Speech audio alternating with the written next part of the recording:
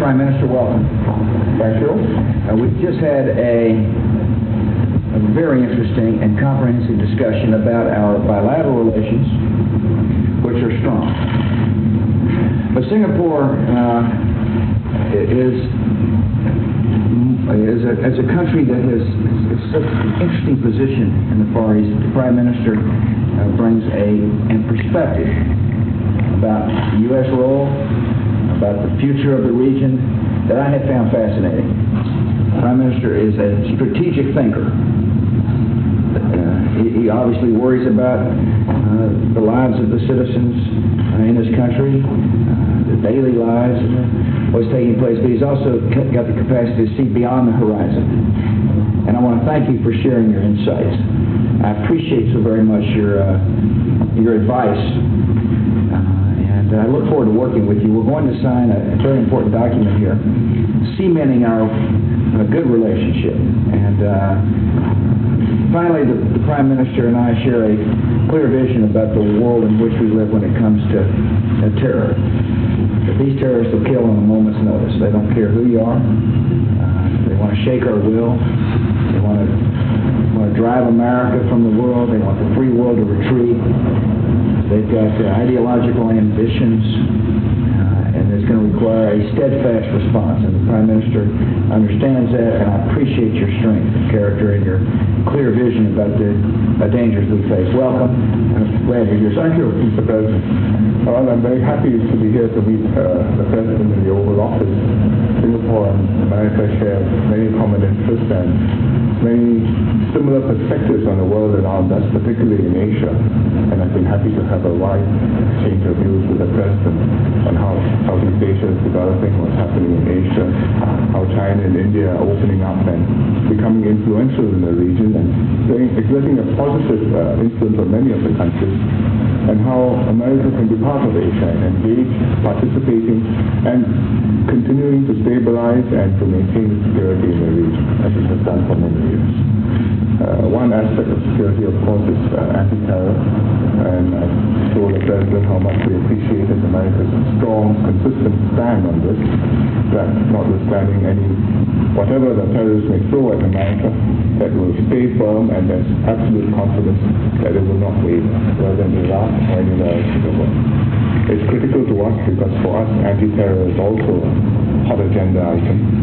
So it's one of the areas of mutual interest which has led our two countries to embark upon a strategic framework agreement, which will set out the basis for us to broaden and deepen the cooperation which we already have had over these many years.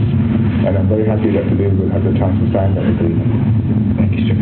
We'll answer a question, please, Dave. Mr. President, you had a meeting this morning with 4 leading senators. How much more input do you need before you'll be able to make a decision on this? And, how close are you?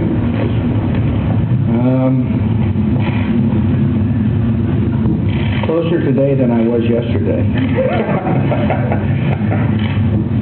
I did have a good breakfast with 4 United States senators, the leaders of the Senate plus the heads of the Judiciary Committee.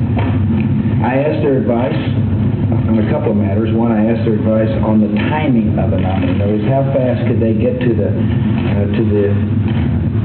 the hearings necessary for a nominee to name to move forward. Obviously, we're in a very interesting period here. You've got the end of the session coming up, and you've got an August break. And so I was just trying to get a sense of their view of the calendar, and I want to thank them for being forthright. Obviously, they get to decide. They're the legislative branch. They get to determine how fast to move a nominee or his name or not. My only question to them is, what will it take to be able to get a person confirmed by early October? Secondly, we talked in general about a potential nominee. They've got strong opinions, and I wanted to hear them. And they've shared some opinions with me, and of course they're sharing, many senators are sharing their opinions with others on my staff. We're actively seeking recommendations. I'm going to be deliberate in the process because I want the American people to know that when I finally make a decision, it's going to be one based upon a lot of research and a lot of thought. about the character of the person, the integrity of the person, the ability of the person to do the job, and the philosophy of the person.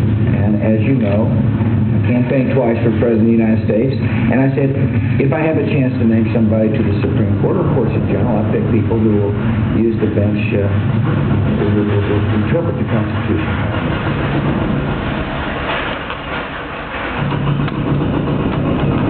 House of Representatives and the Senate. They do the legislation, and the courts will then interpret the Constitution as to whether or not the laws are constitutional or not. And so that's where we are in the process.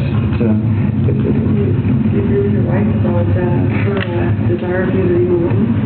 My wife, listen, I talked to her yesterday. She's in Africa on a mission of goodwill. She's talking about women's education and HIV/AIDS. Listen, I get her advice all the time. I didn't realize she put this advice in the press.